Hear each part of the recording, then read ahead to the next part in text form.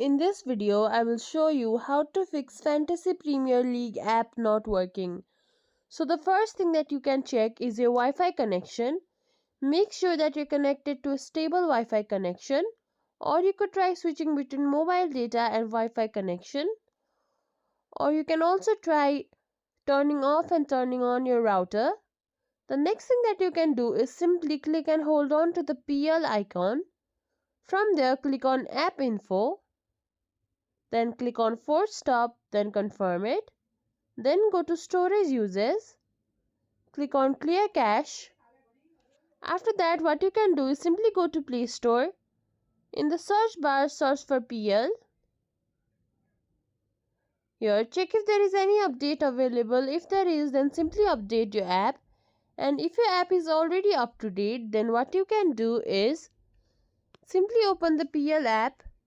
From here, click on More. Then click on My PL Settings.